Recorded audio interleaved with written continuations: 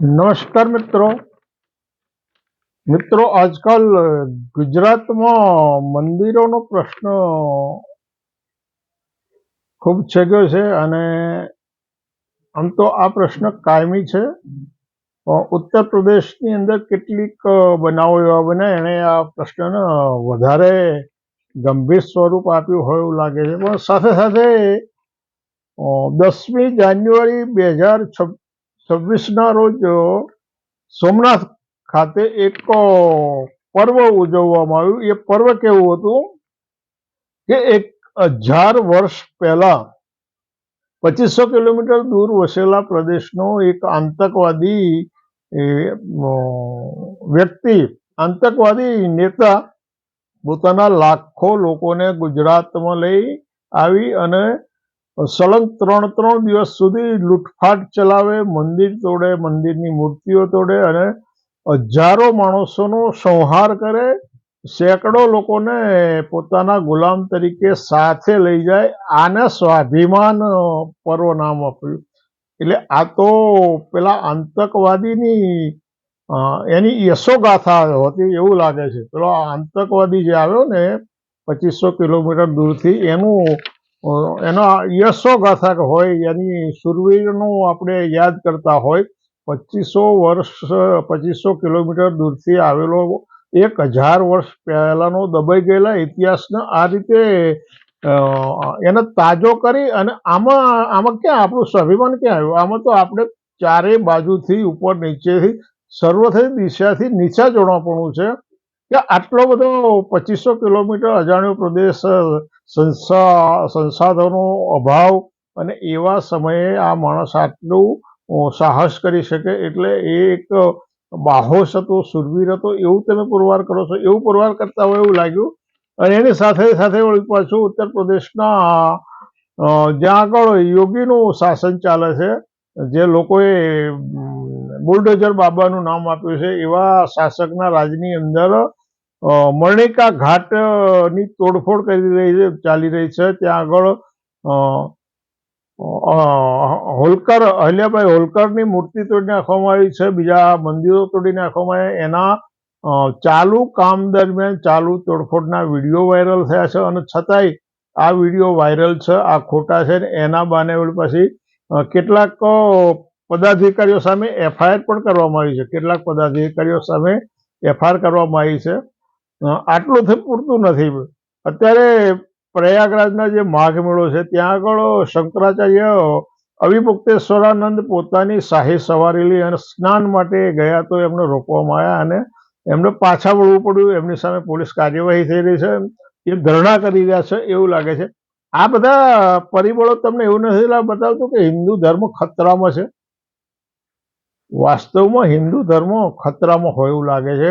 જ્યાં આગળ હિન્દુઓની આટલી બધી વિશાળ બહુમતી હોય, હિન્દુ શાસકો હોય, તમારી પાસે વિશાળ લશ્કર હોય અને અબજોની સંપત્તિ હોય, એક લશ્કરી તાકાત છે, એક આર્થિક સત્તા છે. આટલી બધી વિશાળ સત્તા હોવા છતાંય, આટલી બધી વિશાળ સત્તા હોવાથી ગુજરાતમાં અને બીજા પ્રદેશોની અંદર જે મંદિરો તૂટી રહ્યા છે, એ મંદિરો શા માટે તૂટી રહ્યા છે? વિકાસના નામે તૂટી રહ્યા છે કે કોઈ કોર્પોરેટ ગ્રુપો માટેની કંઈક વ્યવસ્થા કરી રહી છે? આ પણ વિચારવા જેવી બાબત છે.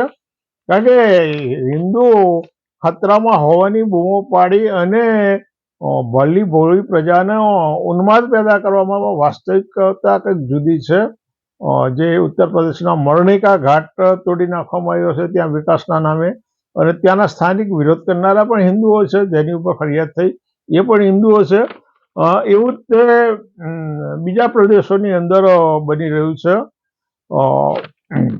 વડોદરાના એક સાધુ છે એવું કહી રહ્યા છે કે 2020 સુધીમાં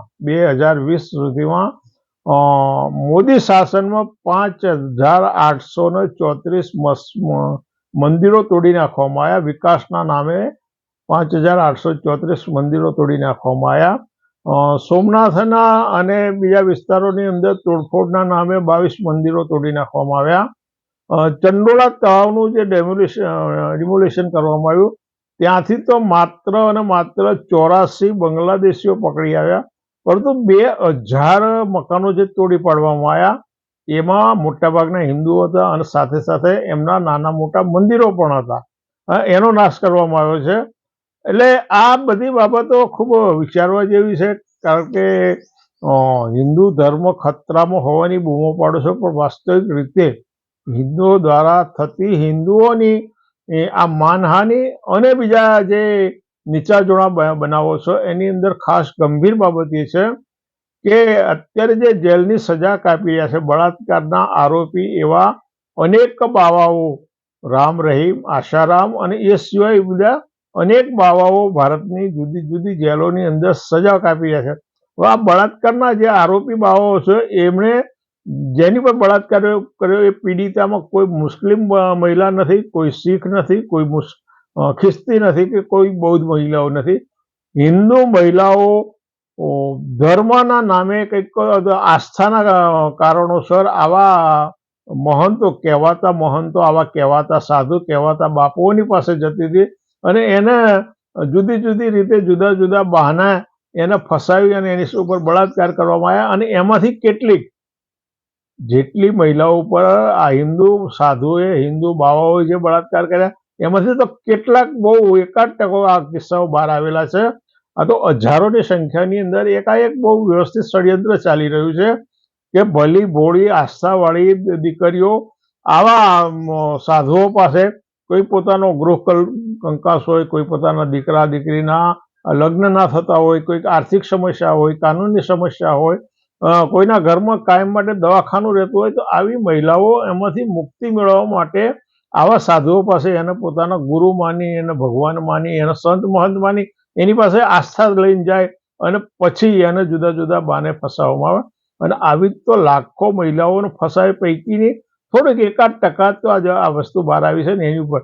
એટલે હિન્દુ ધર્મ ક્યાં ખતરામાં છે કે પોતાના જ સંપ્રદાયની અને પોતાની સાથે આસ્થાયેલી આવેલી મહિલાઓ સાથે બળાત્કાર કરવામાં, બળાત્કાર કર્યા પછી વળી પાછું એમની ઉપર બીજા માનસિક આક્રમણો થાય, એમના પરિવારને ધમકી આપવામાં, એમની જોડેના સાક્ષીઓ હોય એના મર્ડર થાય અથવા તો બીજું થાય, આવું ઘણું બધું થયું.